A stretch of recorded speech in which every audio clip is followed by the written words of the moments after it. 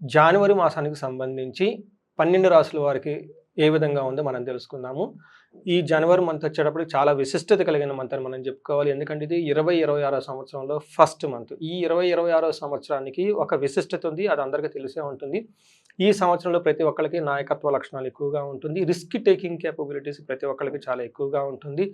ప్రతి ఒక్కళ్ళు ఈ 2026లో ఒక మెట్టు ఉన్నతంగా ఎదగటానికి కావాల్సిన అవకాశాలు వాళ్ళంతా వాళ్ళు సృష్టించుకోగలిగే రిస్క్, కేపబిలిటీ, తర్వాత ఒక పాజిటివ్ ఎనర్జీ ఫ్లో అనేది అందరికి ఉంటుంది. ఇలాంటి ఈ సంవత్సరంలో ఫస్ట్ మంత్ అయిన జనవరి 2026లో ఎలా ఉందో మనం తెలుసుకుందాం. 12 రాశుల వారికి డీటెయిల్డ్‌గా ప్రతి రాశి ఎలా ఉందో మనం తెలుసుకుందాం.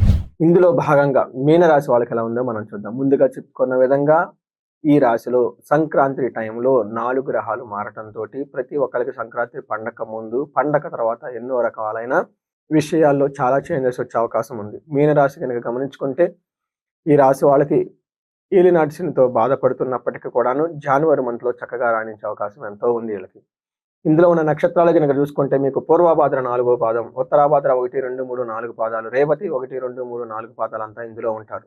పేరు బలం ప్రకారం కనుక చూసుకుంటే వీళ్ళకి ది, దు, షం, ఝ, ధా, దే, దో, చాచి అన్న లెటర్స్ అంతా కూడా మీనరాశిలో ఉంటారు. 4 గ్రహాలు గమనించుకుంటే 15కి ముందు అంటే సంక్రాంతి పండగ ముందు గమనించుకుంటే వీళ్ళకి క్రియాఫలం శుచం శేష సౌఖ్యం కలహం అంటే అనుకున్న పనుల్లో చక్కగా రిజల్ట్ వచ్చే అవకాశం ఉంటుంది. కొంచెం మానసికంగా ఆందోళన ఉంటుంది. శేష సౌఖ్యం ఆల్ రౌండ్ ప్రాస్పరిటీ ఓవరాల్గా గ్రోత్ ఉంటుంది అన్ని విషయంలో. మీ మీద గొడవ పడాలి అని రెడీగా కూర్చున్న వాళ్ళు చాలా మంది ఉంటారు. అయితే మీరు చాలా తెలివితేటలుగా వాళ్ళందరినీ అధిగమించి ముందుకు వెళ్ళిపోతారు. అయితే 15th తర్వాత అంటే సంక్రాంతి పండగ తర్వాత ఎలా ఉంటుంది? సంక్రాంతి పండగ తర్వాత ఈ రాశి వాళ్ళకి నక్కతోకను తొక్కేచ్చారు అంటారు. ఓకే, ఆ నక్కతోక ఏంటి, తొక్కటం అంటే ఎలా ఉంటుంది అనేది మీరు 15వ తారీఖు తర్వాత చూస్తారు. ఈ టైంలో వీళ్ళకి విత్తలాభం, భూలాభం, పుష్టిం, అభయం అని చెప్తారండి. ఈ టైంలో ధన ప్రవాహం బాగుంటుంది. రియల్ ఎస్టేట్ వాళ్ళకి బాగుంటుంది. ఇల్లు కొనుక్కునే వాళ్ళకి బాగుంటుంది. శారీరకంగా పుష్టిగా ఉంటారు. అభయప్రదం ఏ ప్రకారం చేసుకునే వాళ్ళకి కలిసి వచ్చే అవకాశం ఎక్కువ ఉంది. మనం ఫస్ట్ చూసుకుంటే 10 days 15 days కొంచెం ప్రొఫెషనల్ మ్యాటర్స్లో ఛాలెంజెస్ ఉన్నప్పటికీ కానీ అవి పెద్ద మీరు పట్టించుకోని అవసరం లేదు. అర్థసిద్ధి, సదా ఆరోగ్యం, బంధుమిత్ర సమాగమ, రాజదర్శనం, సుసల్లాపో 10వ స్థానంలో మీరు గమనించుకోండి సూర్యుడు ఉన్నారు మీకు ప్రస్తుతానికి. వీళ్ళు 11వ స్థానంలో రావటంతో 10వ స్థానంలో ఉన్న 11వ స్థానంలో ఉన్న సూర్యుడి వల్ల మీకు అధికార ప్రాప్తి, ఆరోగ్యం, ఆనందం, ఐశ్వర్యం, అనుకున్న పనుల్లో సక్సెస్ సాధించుకుంటూ ముందుకెళ్ళిపోతారు. ఎక్కడ ఆకుండా దూచుకుని పోయే ఒక మంచి వ్యక్తిత్వం మీలో వస్తుంది. 10వ తారీఖు తర్వాత కుజుడు 10వ ఇంట్లో ఉండటంతో ఫస్ట్ 10 days కొంచెం వీళ్ళకి సదా భోజన ద్రవ్యం, సదా ఉద్యోగ సంచారం అంటే కొంచెం ఎక్కువగా ప్రొఫెషనల్ మ్యాటర్స్లో అటు ఇటు తిరుగుతూ బిజీగా ఉండే అవకాశం ఎక్కువగా ఉంటుంది.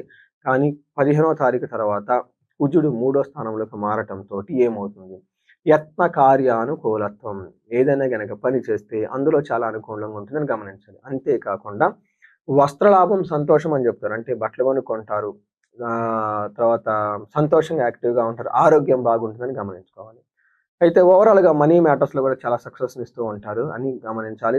Next one of the most important thing, మీకు శుక్రుడు ఫస్ట్ హౌస్లో ఉండటంతో 9వ స్థానంలో ఉన్న శుక్రుడు 11వ స్థానంలో మారేటప్పటికి 9వ స్థానంలో శుక్రుడు మీకు లక్, ప్రాస్పరిటీని తీసుకుని వస్తూ ఉంటాడు.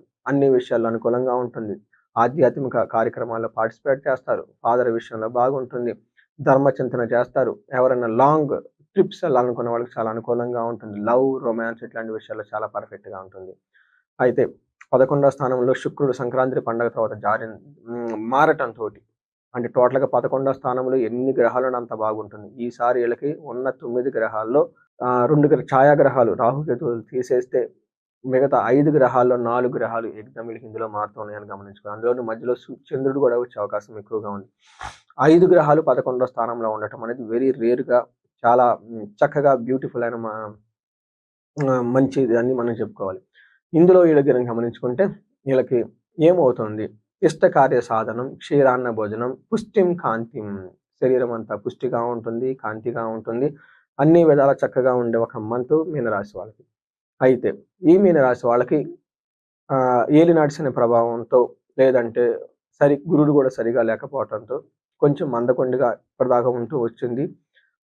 అలాంటి ప్రాబ్లమ్స్ ఇంకా ముందు రాకుండా ఉండడానికి వీళ్ళకి శని పిప్పలాద స్తోత్రం ఉదయం సాయంత్రం చదవటం, శనికి శాంతి పూజలు చేపించుకోవటం, శనికి సంపూర్ణ శాంతి పూజలు చేపించుకోవటం, శనికి దక్షిణ కాళీ యొక్క అమ్మవారి యొక్క బీజ మంత్రాన్ని లేదంటే కూడిన మంత్రాలని జపించుకోవటం, వీళ్ళకి జప సంఖ్యలు చేపించుకోవటం, ఇవన్నీ చేస్తూ ఉంటే చక్కగా కలిసి వస్తుంది.